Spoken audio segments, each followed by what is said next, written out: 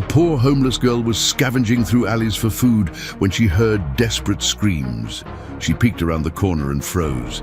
The son of a millionaire was being dragged by two men into a black van. With survival instincts kicking in, she snatched a wooden stick from the trash and followed the kidnappers down the dark alley. She shouted with all her strength, "Let him go now!" The men turned, cold eyes locked on her like predators. Just as she realized she had made the biggest mistake of her life, something happened that left everyone in shock. The afternoon sun poured liquid gold over the glass skyscrapers that pierced the blue sky, turning the city into a glistening jewel. For little Leah, just 7 years old, the city was a two-faced monster, one that displayed shop windows full of colorful sweets and clothes that looked fit for a princess, and another, the one she knew, made of cold shadows, hard pavement, and the constant echo of hunger in her stomach. Her bare feet, calloused and dirty, barely felt the heat radiating from the concrete as she moved with the stealth of a stray kitten, her large, watchful eyes scanning every corner for an opportunity. Leah couldn't remember a time when she wasn't alone. Her memory was a blur of hands that had let go and faces that had turned away, leaving behind only an emptiness she filled with a fierce determination to simply exist. Her home was whatever shelter the night offered, and her family, the fleeting warmth of a sunbeam on a cold day. That day, the aroma of fresh bread wafting from an artisan bakery was torturing her. She stopped for a moment, closing her eyes and inhaling deeply, imagining the soft, warm taste melting in her mouth. A sigh escaped her thin lips. Imagination was a feast that couldn't fill her belly. When she opened her eyes again, her trained gaze swept the street. Well-dressed people hurried past, lost in their own worlds. Their cell phones glued to their ears, their worries as distant from hers as the clouds in the sky. It was then that a sound cut through the urban symphony, a sharp, desperate sound that made every hair on her arms stand on end. It was a child's scream, not a scream of tantrum or play, but a scream of pure terror. Leah's intuition, her faithful survival companion, guided her instantly. The sound was coming from a narrow alley, a dark slice between two towering buildings. Without a second of hesitation, she ran in that direction, her small heart hammering against her ribs. The scene she found paralyzed her for a millisecond. A blonde boy, a little younger than her, dressed in a pristine white polo shirt and shoes that shone even in the gloom, was being dragged by two tall men toward a dark van parked at the end of the alley. The boy struggled, his little legs kicking the air, his face red and wet with tears. "Help! Daddy!" he cried, his voice choked with sobs. A fire she didn't know she possessed ignited inside Leah. That boy was like a helpless sparrow in the talons of two hawks. The whole world might have looked the other way, but she couldn't. In a corner of the alley, she saw a piece of a broken wooden crate with a bent nail sticking out of the end. It was a piece of trash to anyone else, but for her, in that moment, it was a weapon. She gripped it with both hands, the rough wood scratching her palms. She filled her small lungs with all the air she could and ran toward the men, raising the piece of wood like a sword. "Leave him alone!" she yelled with a force that surprised even herself. Her voice echoed off the brick walls, amplified by rage and a sense of justice. The sudden noise made the men turn, startled. Her shout, along with the boys, finally pierced the street's bubble of indifference. Hurried footsteps began to approach, curious voices asking what was happening. The men glanced at each other, panic stamped on their faces. They let the boy go and scrambled into the van, which took off with a squeal of tires, disappearing onto the busy street. In seconds, a small crowd had formed. Someone recognized the little boy. "It's Mr. Sterling's son," a woman exclaimed. The boy, still trembling, ran into the arms of a security guard who appeared. In the confusion, Leah retreated into the shadows, her heart still racing. She had done the right thing. But as she watched the boy being comforted, her sharp eyes caught a movement across the street. Hidden behind a luxury car, a woman was watching the scene. It was the boy's nanny. Leah recognized her at a glance, but there was no relief or panic on her face. There was only a calculated coldness, a frightening stillness that didn't match the chaos of the moment. Her eyes met Leah's for a fraction of a second, and a shiver ran down the girl's spine. The woman didn't look worried. She looked disappointed. The siren of a police cruiser grew closer, and the buzz of the crowd intensified, turning the alley into a stage. But the star of the show was no longer Leah. As soon as the danger had passed, she became invisible again, a shadow melting into other shadows. The relief she felt at seeing the boy safe was quickly swallowed by the old feeling of not belonging anywhere. She backed away, one step at a time, until the cold wall of a building touched her back. From there, she watched the scene unfold as if it were a movie. The woman she'd seen hiding, the nanny, suddenly rushed to the center of the commotion. Her face contorted into a convincing mask of panic. "Leo! Oh my God, Leo!" she cried, her voice thick with fake tears. She knelt and hugged the boy, who flinched in her arms. I just turned away for a second. Just 1 second to get a tissue from my bag, and they appeared out of nowhere. It all happened so fast. Her words were a torrent of excuses and distress, and the crowd seemed to sympathize with her, offering words of comfort. But Leah saw the truth. She saw the lie in the woman's eyes, the same coldness she had seen seconds before, now hidden under a layer of hysteria. Her stomach churned. A gleaming black sedan screeched to a halt, and a tall man in a perfectly tailored grey suit leaped out before the driver could even open the door. It was Mr. Sterling, the boy's father. His face, usually calm and imposing in newspaper photos, was pale and tense. He pushed through the crowd, which parted for him like the sea, and wrapped his son in a desperate hug, lifting him off the ground. My son, are you okay?" he murmured, his voice hoarse with emotion, kissing the top of the boy's blonde head. For a moment, the powerful businessman was just a terrified father. Leo, finally feeling safe, clung to his father's neck and began to cry for real, a cry of relief and exhaustion. Through his sobs, he tried to speak. "The girl, Daddy, a girl." But his voice was a whisper lost in the noise. Mr. Sterling, focused on calming his son, didn't understand his words. Leah felt it was time to go. The police were asking questions, and she knew people like her weren't welcome in situations like this. She turned and slipped away, disappearing into the city's labyrinthine streets, taking with her the disturbing image of the nanny's gaze. That night, in her makeshift shelter behind a restaurant, she couldn't sleep. The warmth of the bread donated by the cook didn't warm the chill she felt inside. That boy, Leo, with his scared blue eyes, had awakened a protective instinct in her she didn't know she had. And the nanny, why would she lie? Why would she watch from afar as the child she was supposed to protect was in danger? Meanwhile, in the vast, silent Sterling mansion, Leo sat on his bed, surrounded by more toys than a child could ever want. But he didn't touch any of them. He refused dinner, a plate of his favorite food. His father, Richard Sterling, sat beside him, exhaustion marking his face. "You're safe now, champ. No one's going to hurt you," he said softly. Leo shook his head, his large, serious eyes fixed on his father. "You didn't save me, Daddy. It was a girl." Richard frowned. "The security guard got there quickly, son. And the police." "No," Leo insisted, his voice gaining strength. "There was a girl. She was little like me, but she was so brave. She yelled at the bad men. She had a piece of wood." Richard sighed, running a hand through his hair. He thought it was the imagination of a traumatized child, a way of coping with the fear. "All right, son, get some rest now." But Leo didn't move. He looked at his father with a determination that mirrored Leah's. The nanny wasn't there. She was gone.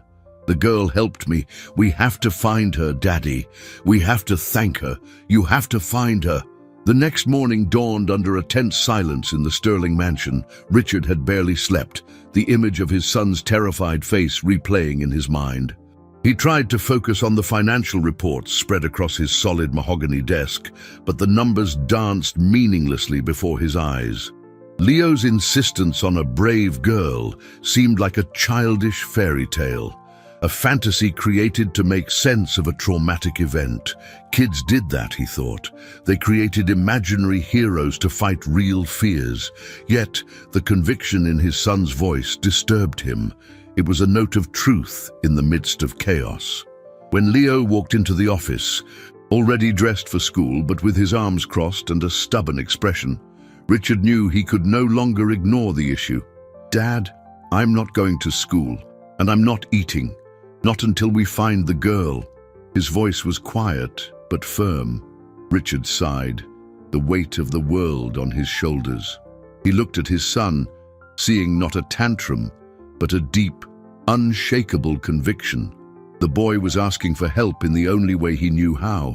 Defeated, Richard picked up the phone.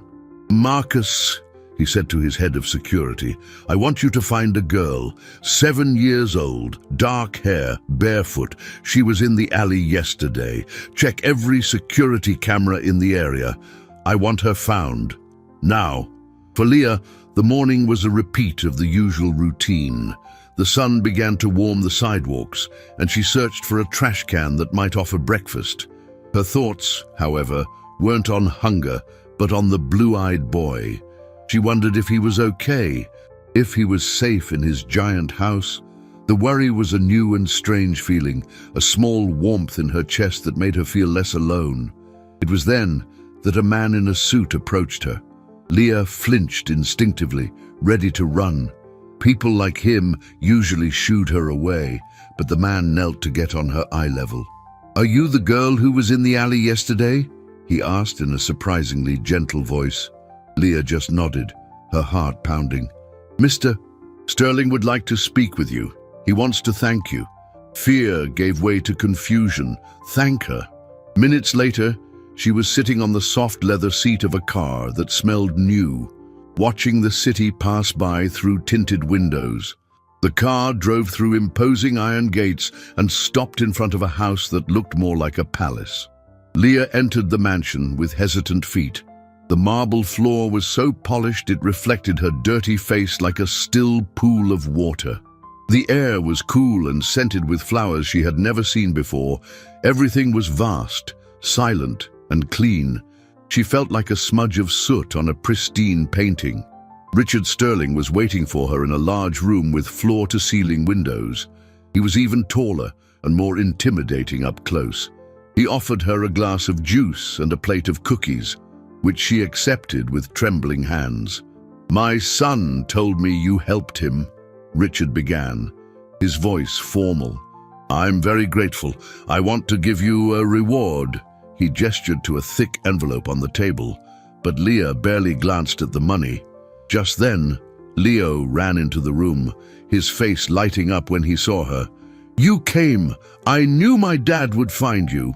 He ran to her and, without hesitation, hugged her. The spontaneous gesture broke the ice in Leah's heart. She mattered to someone. Richard watched the scene, a lump forming in his throat. "So," he said, clearing his throat to hide his emotion, "tell me exactly what you saw." Leah looked at the man's serious face and gathered all her courage. "The nanny," she said, her voice little more than a whisper. "She was there the whole time, hiding. She wasn't scared, she was angry. Angry that the men couldn't take Leo." Richard Sterling stood motionless, his face turning into a mask of disbelief and annoyance.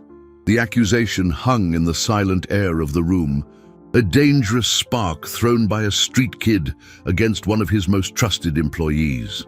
The silence that followed Leah's words was heavy and dense. Richard Sterling stared at her, his grey eyes scrutinizing her as if he could read her thoughts. Skepticism and irritation vied for space on his face. The idea was absurd, accusing Clara, the nanny who had passed a rigorous background check of something so monstrous. It sounded like the delusion of a child whose imagination had been overstimulated by trauma. "That's a very serious accusation, young lady," he said, his tone as cold as the marble beneath Leah's feet. "Clara has been with us for 2 months. She has impeccable references. Why would she do something like that?" Leah felt a chill. The powerful man before her didn't believe her. She shrank back, the brief feeling of importance dissolving like smoke. She was just a girl from the streets, after all. Who would believe her? But then she looked at Leo, who was holding her hand tightly, his blue eyes full of trust. That gave her strength. "I saw it," she insisted, her voice gaining firmness. Her eyes, they were cold. She didn't scream for help when the men showed up. She just watched. Richard wanted to dismiss the story, send her away with the envelope of money and forget the whole thing. But there was something in the intensity of the girl's gaze, a raw sincerity that stopped him. And there was Leo, nodding vigorously at her every word. He looked from Leah's dirty, determined face to his son's pale, serious one. A seed of doubt, small but persistent, began to sprout in his mind. He had spent his life trusting facts, numbers, and contracts. Intuition was a luxury he rarely afforded himself. But for the first time in a long while, he decided to listen to that nagging voice in his head. "I'll look into it," he said, more to himself than to the children. Discreetly. He promised nothing, offered no hope, but for Leah, it was enough. In the days that followed, a strange routine was established. At Leo's insistent request, as he refused to be separated from his new friend, Leah began spending her days at the mansion. She wasn't a guest, nor an employee. She was a silent presence, an observer. The household staff treated her with a mixture of curiosity and disdain. To them, she was an enigma, little Leo's pet project. Leah spent her days playing with Leo in the vast, manicured gardens, but her eyes were always alert. She watched everyone and everything, absorbing the dynamics of this house that was a world unto itself. She saw how the staff interacted, the unspoken words, the exchanged glances. Her intuition, honed by years of survival on the streets, was on high alert. While Richard, in his office, made discreet calls, double-checking Clara's references more carefully, Leah conducted her own investigation. She noticed things no one else would. She noticed that the gardener, a quiet man named Jonas, always seemed to know where Leo would be playing, even when plans changed at the last minute. She noticed him exchange quick, almost imperceptible glances with Clara when he thought no one was looking.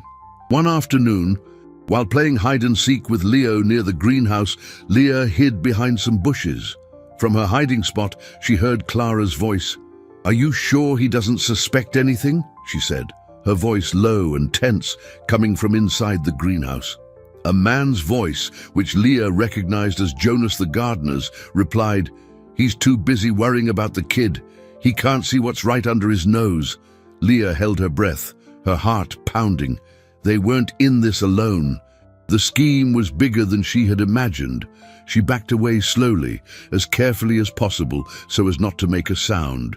She had to tell Richard, but how?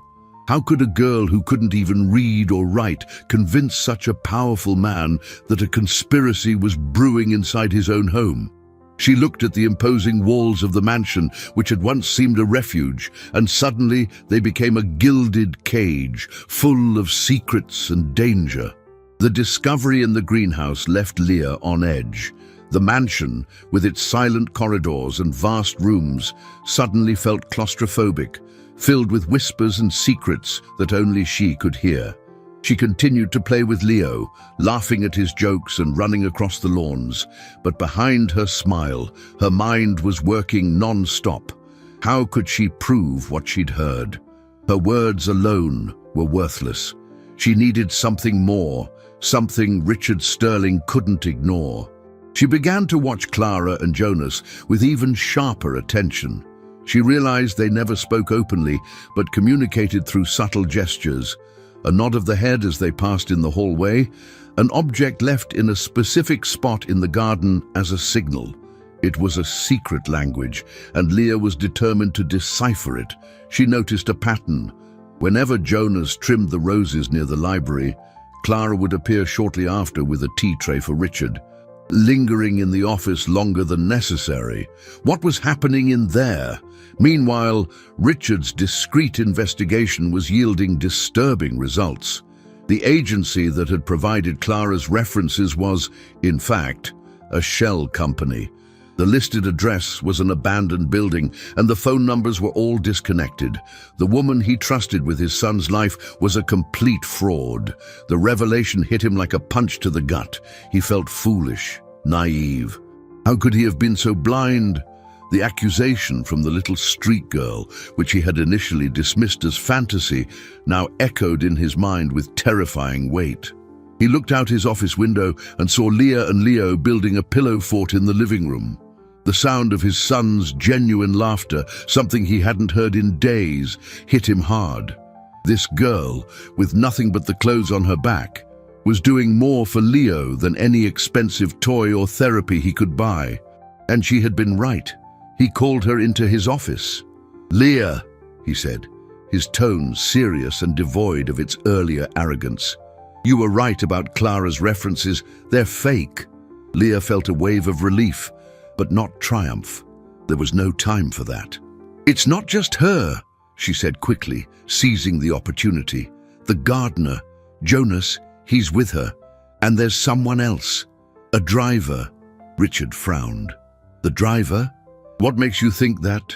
"I saw them," Leah explained, describing an incident she had witnessed the night before.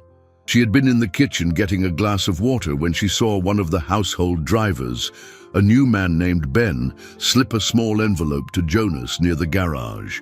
They didn't say a word, but the exchange was quick and furtive, clearly something not meant to be seen. Richard listened intently, his jaw tight. He was living in a viper's nest. 3 of his employees, people who had unrestricted access to his home and his family, were conspiring against him. The anger gave way to an icy fear. The first plan had failed, but they wouldn't give up. They would try again, and he needed to know when and how. That night, while the mansion slept, Leah couldn't close her eyes. She was in a small guest room that Richard had insisted she occupy, but the soft bed felt strange and too big. She got up and went to the window, looking out at the moonlit gardens. The beauty of the place was a facade, hiding an invisible threat. She felt the weight of responsibility on her small shoulders. Leo's safety depended on her ability to see what others couldn't. It was then that she saw a faint light coming from the pool house. Curious, she slipped on the slippers they had given her and crept silently down the stairs, heading out into the garden. Hiding behind an angel statue, she saw Clara, speaking on the phone in a low, urgent voice. The wind carried fragments of her conversation. "The charity gala, the perfect opportunity with so many guests. No one will notice. This time, we can't fail." Leah's heart went cold. A second attempt, and it would be soon, during the grand annual party the Sterlings hosted for the city's high society. The danger hadn't passed. In fact, it was closer than ever. The revelation about the charity gala weighed on Leah like a stone. The grand celebration, which had once been just a whispered rumor among the staff, now took on a sinister shape. It would be the perfect stage for disaster, a whirlwind of unfamiliar faces and loud music where a child could disappear in the blink of an eye. She knew she had to tell Richard, but fear paralyzed her. The conspirators were getting bolder, and she could feel their eyes on her, sharp and suspicious. Clara no longer left her alone with Leo for long, always finding an excuse to interrupt their games. Jonas, the gardener, would stop working and watch her from a distance whenever she walked by. They knew that she knew. The mansion, which for a brief period had felt like a sanctuary, had now turned into a silent battlefield, and she was a lone soldier in enemy territory. Leah's biggest obstacle, however, was not fear, but the mistrust she inspired. She was an outsider, an anomaly in this world of luxury and privilege. The other staff members viewed her with resentment, whispering that she was taking advantage of their employer's kindness. To them, she was just a street kid, and her stories, however true, sounded like fabrications to gain attention and favors. Clara, sensing this hostility, began to use it to her advantage. She planted small seeds of doubt, making casual comments to other staff members. "It's a shame what life on the streets does to a child, isn't it? They learn to lie to survive," she would say with a false tone of compassion. The tactic was subtle but effective. Slowly, the atmosphere around Leah began to sour. The breaking point came on a sunny afternoon, 3 days before the gala.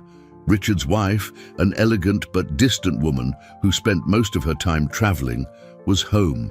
She was getting ready in her walk-in closet, a room the size of Leah's old shelter, when she let out a scream. A diamond necklace, a priceless family heirloom, had vanished from her jewelry box. Chaos erupted. All employees were gathered and questioned. The tension was palpable. Clara, her face pale and her eyes wide, suggested with feigned reluctance that perhaps they should check the new visitor's belongings. The suggestion hung in the air, laden with poison. Reluctantly, Richard agreed. It was standard procedure, he justified to himself. The search was quick and humiliating. Marcus, the head of security, went to Leah's small guest room. Inside, the only tattered backpack she owned, wrapped in a worn-out t-shirt, was the necklace. The sparkle of the diamonds under the room's light seemed to mock her.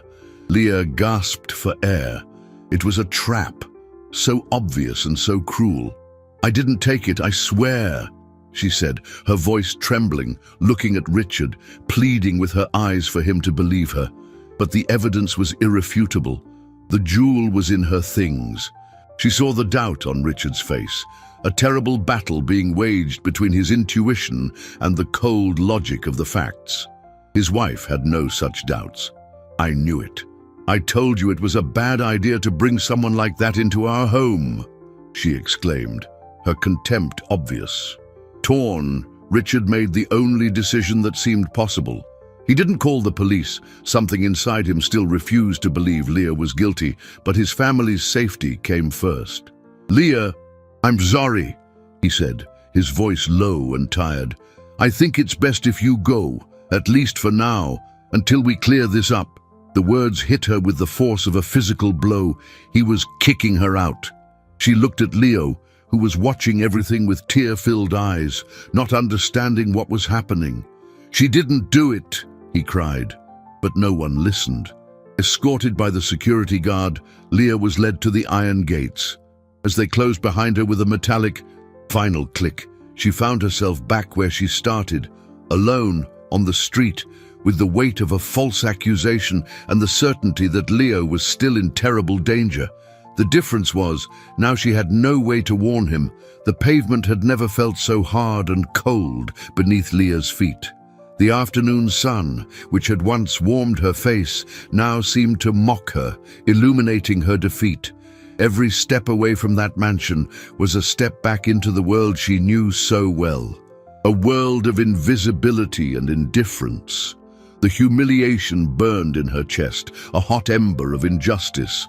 They had called her a thief. They had discarded her as if she were a piece of trash. The pain of betrayal was sharper than any hunger she had ever felt. Richard hadn't believed her. After everything, he had chosen the comfortable lie over the inconvenient truth. Hot, stubborn tears welled in her eyes, but she wiped them away angrily. Crying wouldn't solve anything. Despair threatened to swallow her, a dark abyss opening at her feet. It would be so easy to give up, to accept that this was just how the world worked, that people like her never stood a chance. But then, the image of Leo's face, small and scared, flashed in her mind. He believed her, and he was still in there, surrounded by wolves in sheep's clothing. The certainty that her friend was in imminent danger rekindled the flame of determination in her heart. Anger turned into fuel, pain into purpose. They had kicked her out, but they hadn't defeated her. They had underestimated her. They thought because she was small and poor, she was weak. They were wrong. She was no longer fighting just for a plate of food or a safe place to sleep. She was fighting for Leo and for her own honor. Alone and discredited, Leah knew she couldn't rely on anyone else. She had to act on her own. Her mind, sharpened by the need to anticipate dangers on the street, began to work, to devise a plan. She couldn't get in through the front gates, but she knew the property now. She knew its flaws, its blind spots. She remembered a section of the back wall, covered in thick ivy, where 1 or 2 stones were loose. As night fell, Leah returned. She moved through the shadows like a ghost, her heart hammering against her ribs, a mix of fear and adrenaline coursing through her veins. She found the spot in the wall and, with tremendous effort, managed to pry the loose stones away, creating an opening just large enough for her slender body to slip through. She was back in enemy territory. The garden, once a paradise, was now a dangerous labyrinth, full of dancing shadows and noises that made her jump. She crept toward the main house, staying close to the bushes, her body tense with every snap of a twig. Her goal was to get as close as possible to the windows of the kitchen or the staff quarters, places where she might overhear something, anything she could use. She hid behind a large row of rose bushes near the service patio. The kitchen lights were on, and she could hear the staff's voices inside. It was then that she heard them. Clara and Jonas were standing just outside, smoking in the dim light, thinking they were safe. Their voices were low, but in the quiet of the night, every word reached Leah like a shout. "The plan worked perfectly," Clara was saying, a note of cruel satisfaction in her voice. "The great Richard Sterling fell for it completely. The brat is out of the way." Jonas let out a low, rough laugh. "It was brilliant, using that fake necklace. Now we have a clear path for the gala." What Leah heard next made her blood run cold. "But the boss is getting impatient," Jonas continued. "He said the kidnapping isn't enough anymore. After we grab the kid, we'll use the documents the accountant prepared. We're going to make it look like Sterling embezzled millions from his own charity. He won't just lose his son. He'll lose everything. His reputation, his company, his freedom." The revelation hit her with the force of a wave. It wasn't just about ransom money. It was about total destruction. And the accountant, Richard's trusted man, was in on it too. The plan was much bigger, more diabolical than she had ever imagined. They didn't just want Richard's money, they wanted his life. And she was the only one who knew the whole truth. The conspirators' words echoed in Leah's mind, a cold poison spreading through her veins, total destruction. The phrase haunted her as she backed away from the rose bushes, her heart beating wildly. The plan was a complex, cruel web, and Leo was just the bait. The real target was Richard. They wanted to ruin him, to erase his name and his fortune, and kidnapping his son was just the first, most vicious move. The sheer scale of the evil made her dizzy. How could people be so wicked? The injustice of her own expulsion seemed trivial compared to the catastrophe about to befall this family. She had to warn Richard, but how? Who would believe her now, an accused thief who had trespassed on the property? She was trapped in a nightmare, holding a terrible truth that no one would hear.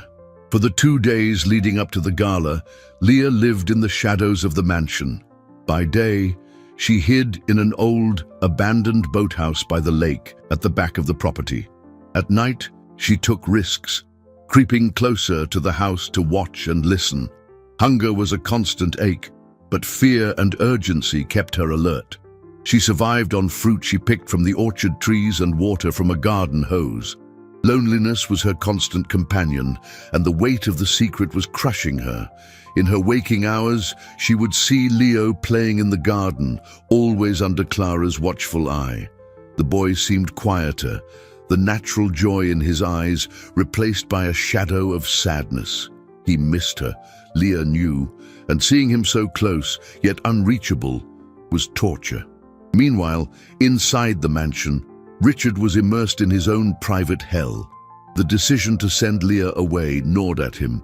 Every time he looked into Leo's sad eyes or heard his son ask when his friend was coming back, he felt a pang of guilt. Logic told him he had done the right thing. The evidence was clear, but his gut screamed that he had made a terrible mistake. He tried to convince himself it was for the best, that Leah's presence brought instability. But the truth was, since she had left, the house felt colder, quieter. The suspicion he felt towards Clara hadn't faded. On the contrary, it had grown. He began to watch his employee more closely, noticing the triumphant glint in her eyes, the over-the-top confidence in her gestures. He tried to focus on preparations for the charity gala, one of the most important events of the year for his company. But his mind was elsewhere, stuck on the image of Leah's honest, accusing eyes. Leah knew time was running out. She had to find an ally, someone on the inside who might listen. Her mind ran through every face she had seen in the house. Most despised her, but there were a few who had always treated her with a quiet kindness. There was Mrs. Helen, the head cook, a woman with grey hair and gentle eyes who would sometimes slip her an extra cookie. And there was Mr. Alfred, the butler, an elderly man who had served the Sterling family for over 30 years and who looked at Leo with a grandfather's affection. They were the old guard, loyal to Richard in a way the newer employees were not. It was a risk, but it was her only chance. The night before the gala, Leah saw Mrs. Helen leaving late, walking toward the service gate. With her heart in her throat, Leah slipped out of her hiding place and intercepted her. The cook let out a small gasp of surprise at seeing her emerge from the darkness, thin and dirty. "Child, what are you doing here? It's dangerous." "I didn't steal the necklace," Leah said, her voice urgent and low. "Clara framed me, her and Jonas, the gardener and the accountant. They're going to take Leo during the party tomorrow, and they're going to blame Mr. Richard for stealing money." The torrent of words left her breathless. Helen stared at her, her face a mask of shock and disbelief. It was a fantastic story, hard to believe. But looking at the desperation and sincerity in the girl's face, the cook felt a shiver. She remembered small, odd details she'd noticed. Conversations that stopped when she entered the kitchen, the way Clara and Jonas always seemed aware of each other's movements. The older woman's intuition, honed by decades of observation, began to connect the dots. "My God," she whispered, her hand covering her mouth. Alfred noticed it too. He said the accountant has been asking a lot of strange questions lately. Suddenly, Leah was no longer alone. She had an ally. The alliance with Mrs. Helen was like a ray of sunshine in the storm. For the first time in days, Leah didn't feel completely alone in her fight. The cook hid her in a small pantry at the back of the kitchen, a warm place that smelled of spices and bread. She gave her a bowl of hearty stew that felt like the most delicious meal Leah had ever tasted, and a glass of milk that soothed the knot in her stomach.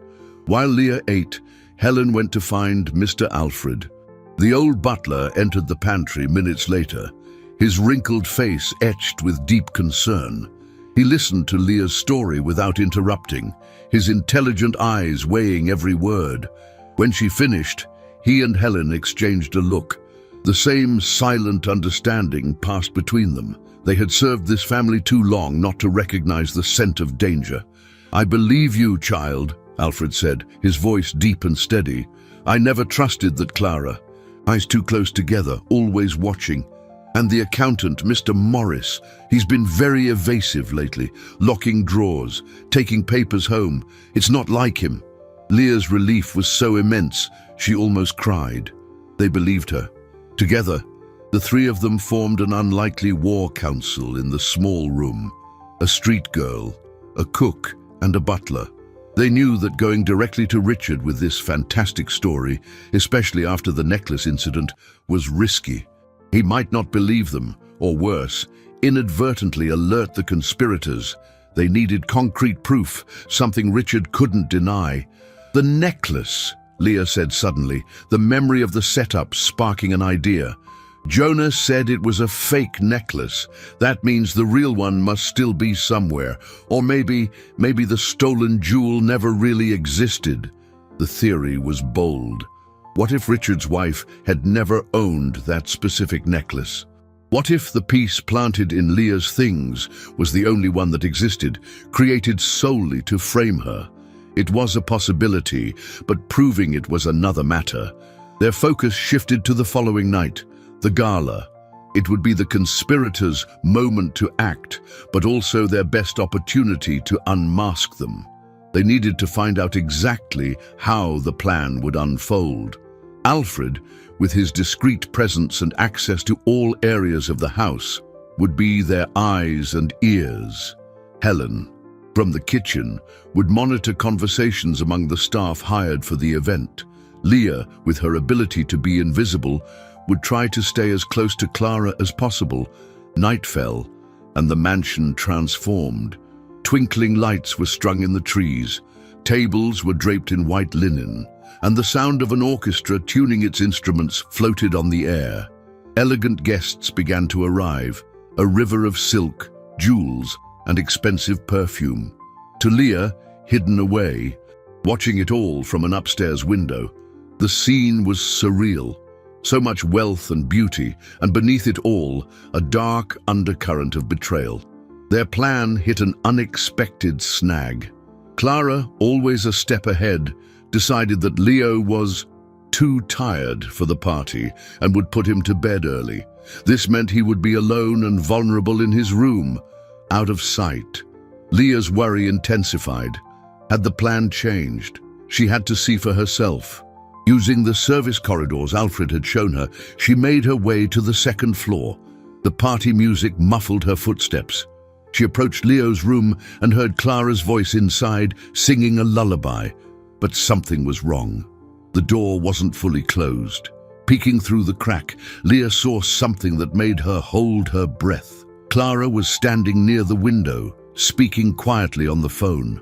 Leo was nowhere in sight, and worse, the bedroom window, which opened onto a low roof over the veranda, was ajar. "Everything's ready," Clara whispered into the phone. "They're already waiting down below. No one will think to look on the roof. We'll be gone before anyone even notices he's missing from his bed." The plan wasn't to snatch him during the party. It was to take him from his own room, making it look like he had wandered off or run away, and it was happening right now.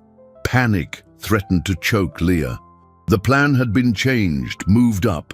There was no time to get help, no time to find Alfred or Helen. Every second counted.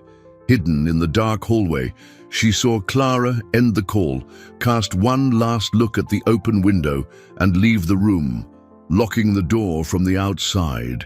The click of the lock sounded like a sentence. They had isolated the target. Leah waited, heart hammering against her ribs, until Clara's footsteps faded down the hall. She ran to the door and tried the knob. Locked. Desperate, she looked around. She had to get into that room. Her survivor's mind worked fast. She remembered seeing, in one of the cleaning closets, a set of master keys that Alfred kept for emergencies. It was a 1 in a million chance, but she had to try. Dashing back down the service corridor, she found the closet. Her small, trembling hands fumbled with the hooks, trying key after key in Leo's door. The fourth key turned. With a sigh of relief, she silently opened the door and slipped inside. The room was empty. Leo's bed was neatly made, his favorite teddy bear lying on the pillow, a cruel decoy for anyone who glanced in. A cold night wind blew in through the open window, making the curtains billow like ghosts. Leah ran to the window and looked down. The veranda roof stretched for a few feet before ending above the dark back gardens. Down below, in the shadow of a large magnolia tree, she saw two figures, Jonas and the driver, Ben. They were looking up, waiting. And on the roof, crouched near the edge, was Leo. He didn't look scared. He looked confused. Clara had probably tricked him with the promise of a nighttime adventure. Leah didn't scream. She knew that would only make them act faster. She had to be smart. She looked around the room for something, anything she could use. Her eyes landed on the heavy brass lamp beside Leo's bed. It was too heavy for her to carry, but the cord was long. With a tremendous effort, she dragged the lamp's base to the window and, with all her strength, shoved it out. The heavy object crashed onto the roof with a deafening bang, shattering the tiles. The noise was like a gunshot in the quiet night. Jonas and Ben froze, startled. Leo let out a cry of surprise. The loud crash was enough to draw attention. Lights flickered on in other windows. Down in the garden, a few guests who were outside turned toward the sound. Their plan was ruined. The element of surprise was gone. Jonas hissed an order to Ben, and the two of them turned and fled, disappearing into the darkness before anyone could identify them. In the room, Leah leaned out the window. "Leo, get back inside. Now," she whispered urgently. Leo, seeing his friend's familiar face, obeyed without hesitation. Scrambling back across the roof and jumping into the room, his eyes wide with fear and confusion. "Leah, what's happening? Clara said we were going to see the stars." "She lied," Leah said, hugging him tightly.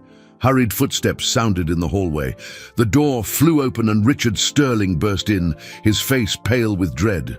Marcus, the head of security, was right behind him. "What was that noise?" "Leo! What are you doing out of bed?" He stopped short when he saw Leah there, next to the open window and the shattered lamp. The confusion on his face was total. He looked from the street girl to his son, and then to the wide-open window. "Leah, how did you get in here?" But before she could answer, Alfred's voice sounded behind them, calm and full of authority. "Sir, I think there's something you need to know, and this time, you need to listen." Standing beside the butler was Helen, her face serious and resolute. The truth was about to come out, in the middle of the chaos she had created. The presence of Alfred and Helen instantly changed the dynamic in the room. Richard looked from his oldest, most loyal employees to the dirty, panting girl holding his son's hand. The confusion in his mind gave way to a terrible suspicion that he had judged everything catastrophically wrong. "Alfred, what is going on?" he demanded, his voice tense. "The girl is not a thief, sir," Alfred said with a calmness that belied the chaos of the moment. "She was framed. Clara, Jonas, the driver, Ben, and, I'm afraid to say, Mr. Morris, your accountant, are all involved. They planned to take young Leo tonight and then use forged documents to accuse you of fraud." Each of the butler's words was like a hammer blow, shattering the structure of trust Richard had built over years. The accountant, Morris, a man who had worked with him for over a decade, who knew every detail of his financial and personal life. The betrayal was so profound it left him breathless.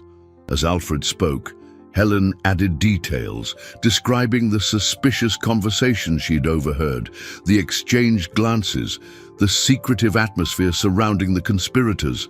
And then Leah told her part, her voice low but clear, describing what she'd heard in the garden, the plan to use the roof, Clara's phone call, the complete story, told from 3 different voices, painted an undeniable and terrifying picture. Richard listened, his face hardening with each revelation.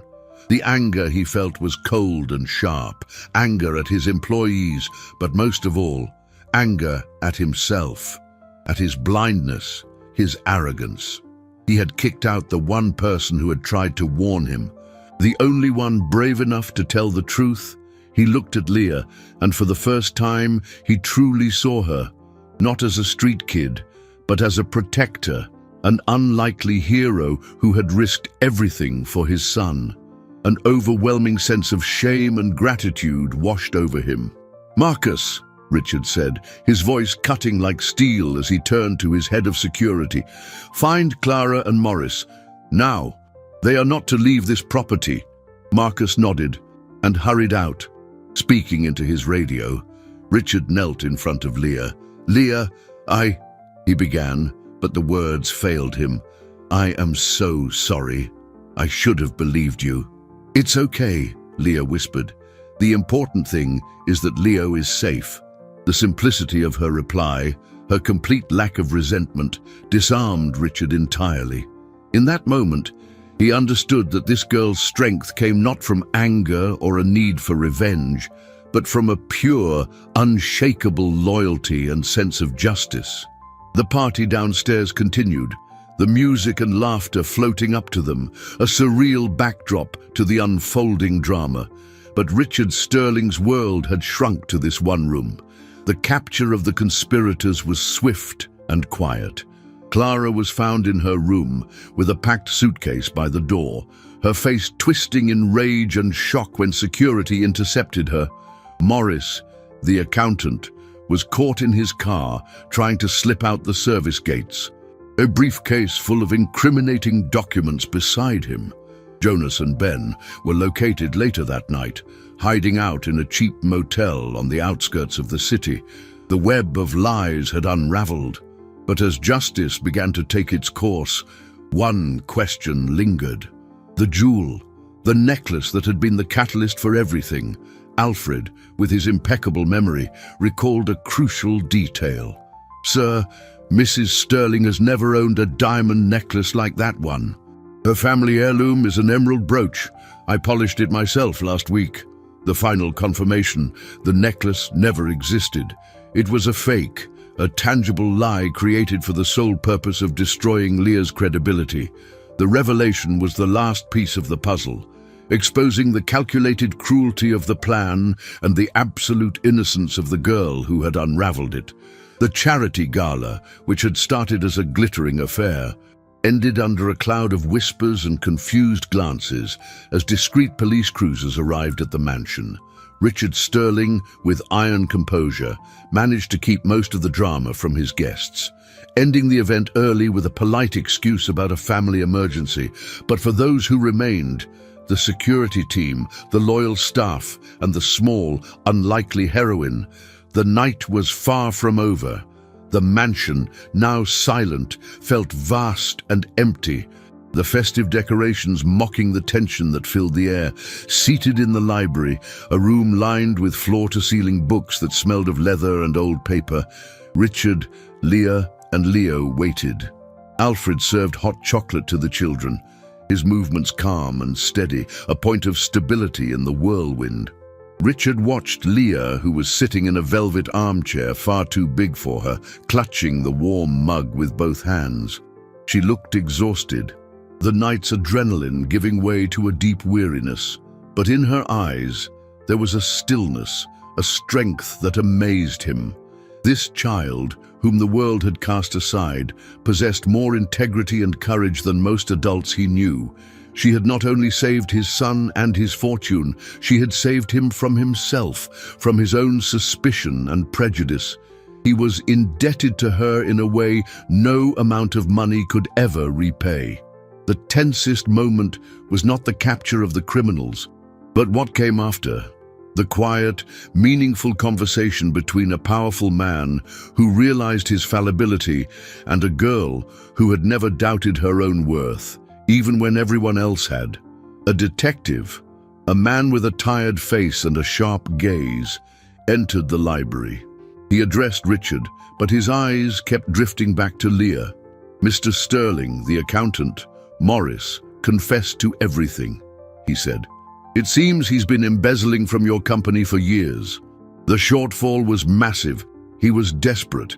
The kidnapping was his way to get a large sum of cash quickly and cover his tracks." The detective paused, glancing at some papers in his hand.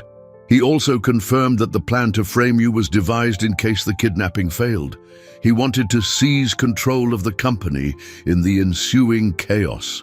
The confession was the final piece, the irrefutable proof of everything Leah had uncovered. Justice would be served. The guilty would pay for their actions.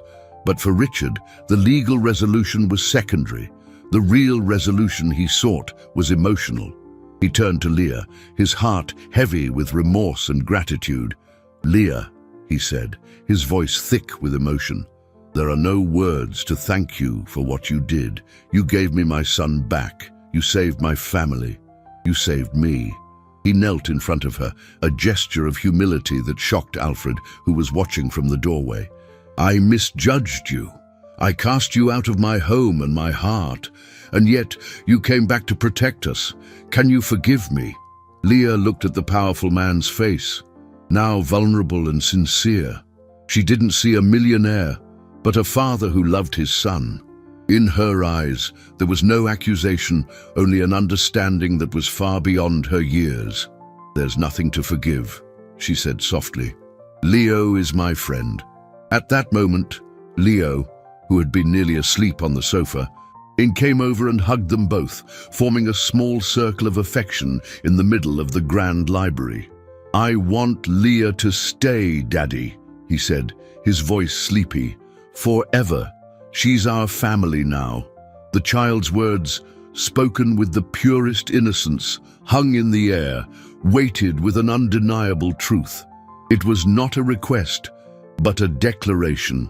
The cold, empty mansion finally had a chance to become a home. And the decision Richard would make next would not only change Leah's life forever, but would also redefine the meaning of family for them all. Leo's words, "She's our family now," echoed in the silent library, filling the space with a simple, powerful truth. For Richard, it was as if a long-stuck lock in his heart had finally sprung open. He looked at Leah, at her large, serious eyes that had seen more than any child should, and knew his son was right. Family wasn't just about blood, it was about connection, loyalty, and the kind of protective love this small girl had shown without hesitation. He stood up, his decision made, clear and irrevocable. "Leo's right," he said, his voice firm but full of an emotion he rarely showed. "This is your home now, Leah, if you'll have it." It wasn't an offer of a reward, nor an act of charity. It was an invitation, a plea for her to stay and be part of their lives, not as a guest, but as an essential member of the family she herself had helped save. Leah stared at him, trying to process the meaning of his words. A home, a family. They were concepts so alien to her reality, they seemed to belong in a fairy tale. Her entire life, she had been invisible, a ghost on the streets of a city that ignored her. Now she was being seen, valued, loved. Tears, this time not of pain or anger, but of overwhelming relief, filled her eyes. She couldn't speak, only nod, a small movement that sealed her fate. Leo, sensing the shift in the atmosphere, grinned and hugged Leah tightly. In that embrace, all the fear, all the loneliness, and all the injustice Leah had endured began to dissipate, replaced by a warmth and a sense of belonging she had never known was possible. In the days that followed, life in the Sterling mansion began to transform. The departure of Richard's wife, who decided the drama of the situation was too much for her and embarked on an extended trip to Europe, left a vacuum that was quickly filled by a new dynamic. Richard, freed from a cold marriage and misplaced trust in his staff, began to rediscover his role as a father. He cut back his hours at the office, spending afternoons building Lego fortresses with Leo and Leah, or listening to the stories Leah made up about magical creatures that lived in the garden. He learned to laugh again, a genuine laugh that echoed through the previously silent halls. The mansion, once a showroom of wealth, began to gain the soul of a real home, with children's drawings stuck to the refrigerator and the sound of laughter filling the air. Leah, in turn, blossomed. With the help of a private tutor Richard hired, she learned to read and write with astonishing speed, devouring the books in the library as if starved for knowledge. The fierceness she once used to survive, she now channeled into learning about the world. But her greatest joy was the simplicity of having a routine, waking up in the same bed every morning, having guaranteed meals, and most importantly, having people who cared if she was safe and happy. The constant sense of abandonment that had haunted her for so long began to recede. replaced by the certainty that she had found her place in the world. Her internal conflicts about her own self-worth dissolved in the unconditional acceptance she found with Richard and Leo. She learned that a person's value wasn't in their origins or possessions, but in the strength of their character and the capacity of their heart. Justice prevailed not only in the courts, where the conspirators received their sentences, but also within the walls of that house, where a broken family was rebuilt on a foundation of courage, loyalty, and love. Leah's arc of suffering was complete, giving way to a journey of healing and overcoming, proving that even in the darkest shadows, the light of one brave act can change everything. 3 weeks after the day that changed their lives, the morning sun streamed through the breakfast room window, painting golden stripes across the wooden table. The smell of pancakes made by Mrs. Helen hung in the air. Leo was excitedly explaining the rules of a game he had invented, while Leah listened intently, her hair now clean and styled in 2 braids, a small smile playing on her lips. Richard watched the scene from across the table, a cup of coffee in his hands, his heart overflowing with a peace he hadn't felt in years. The transformation was remarkable. The house breathed with life. The cold formality had given way to a comfortable, messy warmth. There were more laughs, more hugs, and a palpable sense of happiness. Leah was no longer the wary, silent girl who had first arrived. The safety of a home and the love of a family had allowed her to just be a child. Her sharp intuition was still there, but now she used it to sense when Leo was sad or when Richard needed a hug. Her unconditional loyalty, once a survival tool, had become the bedrock of their new family. She had found not just a roof over her head, but a purpose. She belonged here, and they belonged to her. That morning, Richard had one last surprise. After breakfast, he led them to the library. On the large mahogany desk was a neat stack of official-looking papers. "Leah," he said, his voice gentle, "I've spoken with some people, lawyers and judges. These are adoption papers. I would like, if you'll accept, to officially become your father." Leah's eyes widened. She looked from the papers to Richard's face, searching for any sign this wasn't real. But all she saw was sincerity and a profound affection. Father. The word was foreign on her tongue, a sound she never thought she would say. She didn't need to answer. Her tight hug around Richard's neck was all the answer he needed. Leo joined the embrace, and the 3 of them stood there, a knot of affection, the family that fate had so unexpectedly brought together. The journey had been filled with pain, fear, and injustice, but it had led them to this moment of pure joy and wholeness. The lessons were profound for everyone. Richard learned that true wealth wasn't in his bank vaults, but in human connection, and that trust and intuition were as valuable as any balance sheet. Leah learned that she was not defined by her past and that she was worthy of love and security. The story of the brave street girl who saved a millionaire's son became a kind of local legend, an inspiring reminder that heroes can emerge from the most unexpected places. The Sterling mansion was no longer just a symbol of wealth, but a symbol of hope, a place where kindness had triumphed over greed. Looking out the window at the sunny garden, Leah saw her reflection in the glass. It was no longer the face of a lost, hungry girl, but that of a daughter, a sister, a survivor. She had finally found her home, not in a house of marble and luxury, but in the hearts of the people who loved her. The narrative that had begun with a desperate scream in a dark alley now ended in a happy silence, with the promise of a bright future, proving that a person's greatest value lies not in what they have, but in what they are able to give. And Leah, the girl who had nothing, had given them all the most valuable gift of all, a second chance.